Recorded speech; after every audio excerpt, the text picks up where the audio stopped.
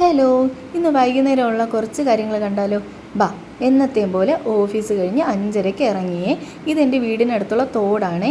ഞാനും എൻ്റെ അനിയത്തിയൊക്കെ കുഞ്ഞായിരുന്ന സമയത്ത് ഈ തോട്ടിലായിരുന്നു വന്ന് കുളിച്ചിരുന്നത്. ഇത് എൻ്റെ വീട്ടിലോട്ട് പോകുന്ന വഴിയാണേ.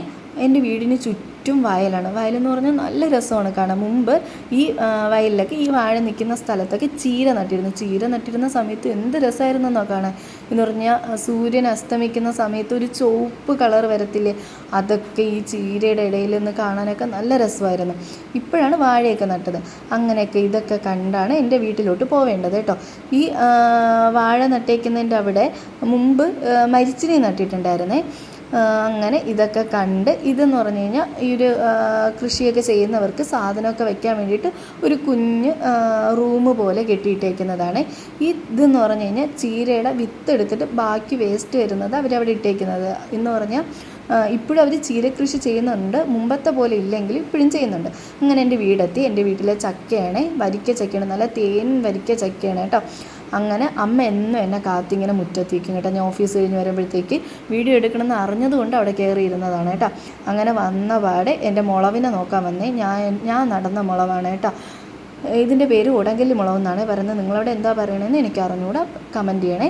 അങ്ങനെ നല്ല വിശപ്പായിരുന്നു. വന്നപ്പോൾ തന്നെ ഫ്രഷായി ഫുഡ് കഴിക്കാനായിട്ട് ഇരുന്നു കേട്ടോ. ഇന്ന് ഉച്ചയ്ക്ക് ഞാൻ ബ്രേക്ക്ഫാസ്റ്റാണ് കൊണ്ടുപോയത്. എന്ന് പറഞ്ഞാൽ എൻ്റെ അവിടെ പറയുന്നത് കാപ്പി എന്നാണ്, തിരുവനന്തപുരത്ത് പറയുന്നത്.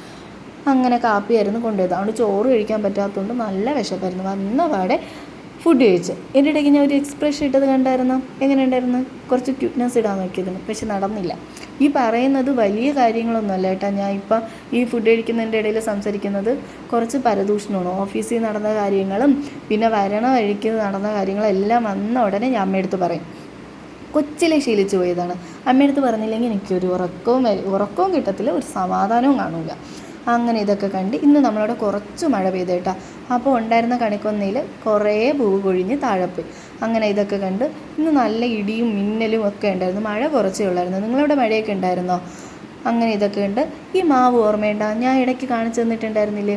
എൻ്റെ മാവാണ്. എനിക്ക് 9ാം ക്ലാസ്സിൽ കിട്ടിയ മാവും തൈയായിരുന്നു. ഇത് നട്ടിപ്പോൾ ഇത്രയായി, ഒരു മാങ്ങ പോലും കിട്ടുന്നില്ല. എല്ലാം വവ്വാല് കുത്തി താഴെയിടും. ഈ പൂ വേണ്ട ഡബിൾ കളർ വരുന്നത്, യെല്ലോയും ഒരു പിങ്ക് ഷെയ്ഡും. ഇത് നമ്മളവിടെ പറയുന്ന 4 മണി പൂ എന്നാണ്. നിങ്ങളവിടെ എന്താ പറയുന്നതെന്ന് കമൻറ്റ് ചെയ്യണേ. ഈ ഡബിൾ ഷെയ്ഡിൽ വരുന്ന ഇത് നിങ്ങൾ കണ്ടിട്ടുണ്ടെന്നും പറയണേ. അപ്പോൾ ഇതൊക്കെ കണ്ട് വയലൊക്കെ കണ്ടിട്ട് ഞാൻ അങ്ങനെ തിരിച്ചു പോയി. അപ്പോൾ ഇന്നത്തേക്ക് ഇത്രയേ ഉള്ളൂ. വീഡിയോ ഇഷ്ടപ്പെടുവാണെങ്കിൽ സബ്സ്ക്രൈബ് ചെയ്യണം, ലൈക്ക് ചെയ്യണം. അപ്പോൾ ഇന്നത്തേക്ക് ഇത്രയേ ഉള്ളൂ. Bye bye.